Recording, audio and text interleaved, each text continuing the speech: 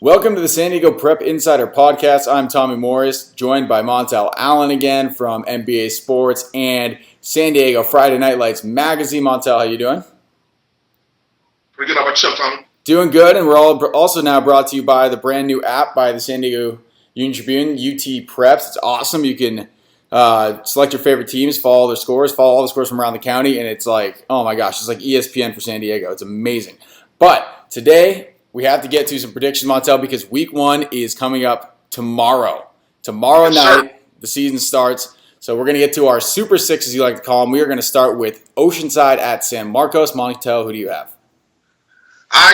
It was close to pick that one. I'm going to go with Oceanside. And reasons why. I think Jamie Harris, PJ Polamalu, and Keegan O'Shea on offense are some guys that are going to be very, very key points in this win for them.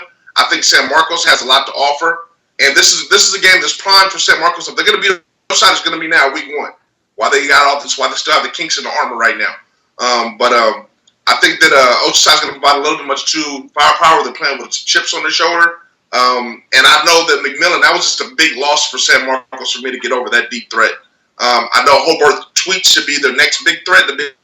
Okay, so Hobart Tweets, the big 6'4" receiver. I think he's going to replace McMillan as the deep threat for San Marcos. I also think Terrell Burgess is going to be a big-time runner and play both sides of the ball. And then you have Nason Reese on linebacker for San Marcos, who should be a key on the defensive factor. But I believe if San Marcos doesn't get a big lead or jump out all over Oceanside and it keeps close, I think Oceanside is going to will their will to the win. And plus, if it's the other way around, if Oceanside gets a lead, I think that D-line with Jamie Harris is going to just start pounding away in San Marcos' offensive line. I know they're big up front, but I just think Oceanside outwills this game at the end. We got our first disagreement on our first game. I got San Marcos in this one. Oceanside only returning 2 starters on offense, 3 on defense. That's going to be tough. Forget the fact they have a new coach. That's tough in itself. Pow out with the torn ACL.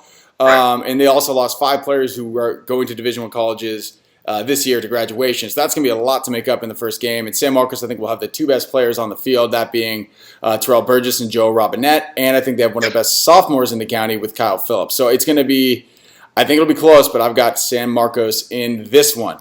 Moving on to our second game, El Camino at Point Loma. Wow. Point Loma, Jada Griffith, Keith Johnson, the quarterback, got a dynamic offense. I think they're primed and ready to kind of make some good moves in the county. But I think El Camino, new OC, Keely Smith. You got Spencer, Cato Aginga or something like that. Cato Enga. And Ryan Peacock. Yeah, there you go. And Ryan Peacock on the offensive line. I'm going to go ahead and nudge this from the El Camino. I think Point Loma's, I don't know if Point Loma's going to be able to prepare for it. We don't know what's going to happen with that offense over there at El Camino. They've always had a solid defense. I know they got speed on defense for sure. So I think they're going to be able to contain Jalen a little bit, and then they're going to put the pressure on Caleb Johnson. I don't know if he has enough threats as far as receivers to overcome El Camino, especially playing up there in North County in the first game. It's going to be tough. So I'm going with El Camino. All right. I'd like to respectfully disagree again. I'm going to take the Pointers, and here's why. El Camino, they played each other last year, similar game. Point Loma won by 10, 38-28. I know they're completely different teams now. You mentioned new offense for El Camino. And I do think Spencer Catawenga, I don't know if I'm saying it right either. It sounds nice saying Catawenga. But I think he is going to be, he's one of the most underrated players in the county, I believe. I think he's going to do big things this year. But Point Loma has a 3-headed rushing attack. They've got Jalen Griffin, who had 13 yards of carry last season, you said. Shambray Carter, who's coming back for his junior year. He played a lot as a sophomore, so that's always a good sign.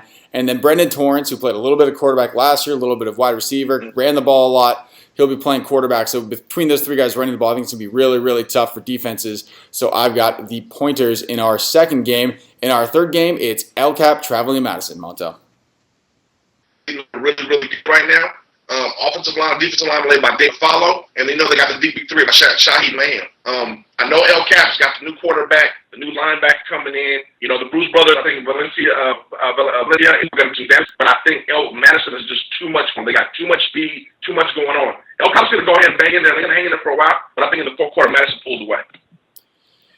Yeah, and I agree with you. I think this one. I think this will be the biggest margin of all of our games in the pick six or super six. Sorry, whatever we're calling it. I think Madison's gonna be too much. El Cap loses a lot from last year, so I've got Madison at home. Now we're going all the way to Ramona, where St. Augustine is a visiting team. Saints and Ramona, Montell.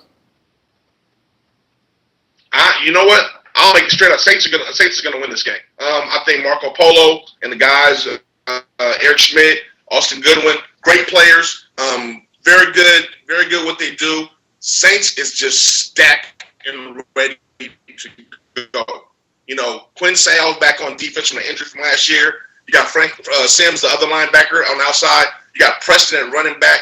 Thompson at safety. They are just ready and ripe to go. I think they're going to go in there and Ramona. It'll be tough in the first quarter, but that speed is going to be too much for Ramona to take off, and Saints is going to win that game. Yeah, I agree with you. I think this will be a lot closer than people think. Ramona, I think this year is going to have to rely a lot on the passing game. They got a great quarterback. We talked about Marco Polo. We love this kid.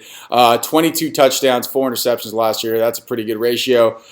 And they're going to throw the ball a lot, but I think Saints' athletes are going to be able to cover everyone man to man, so it's going to be tough. And we got to give a shout out to the lineman Mike Alves for Saints, maybe one of the best linemen in the county. So they're big up front, and it's going to be a tough one for Ramona. I think they'll be able to hang in there, but I've got Saints as well.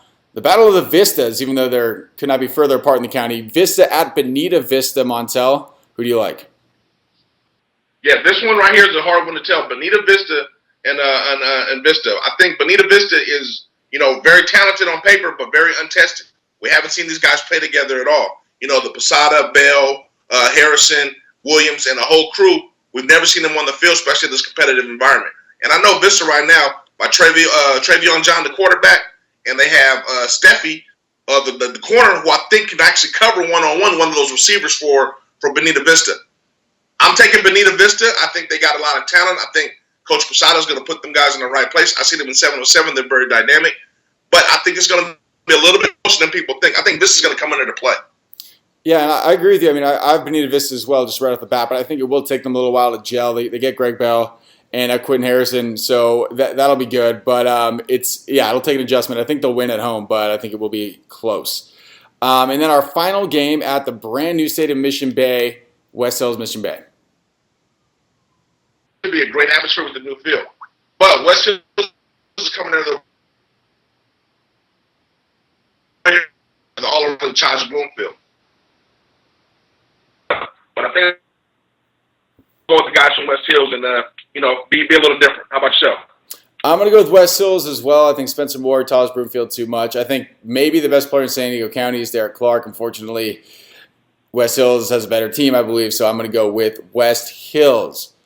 So to recap all of our picks, we have got you went at first game San Marcos Oceanside. You went with Oceanside. I said San Marcos. Second game, El Camino at Point Loma. You had El Camino. I have the Pointers. Third game, El Cap Madison. We both said Madison. We both had Saints over Ramona. Both of us with Bonita Vista over Vista. And both of us with West Hills over Mission Bay at Mission Bay. And our current records for the year, guess what, are 0-0 because we have not made any picks yet. So that is our picks for week 1. I can't wait to see what ends up happening. Montell, any last words before we get out of here? Yes, please. Make sure you guys check out SDNFLmagazine.com, NBASportsRecruiting.com. We'll keep you guys posted just like SD Insider. We'll keep this thing going for the whole year. That's what we're trying to do. And make sure you get this UT Preps app. It's the best way to keep track of stats, scores, all this stuff. It's honestly amazing. I don't know how they do this. I will never build an app. It's way too complicated. But we'll get out of here, and we will see you next week with a recap of our picks and picks for next week. Have a good one.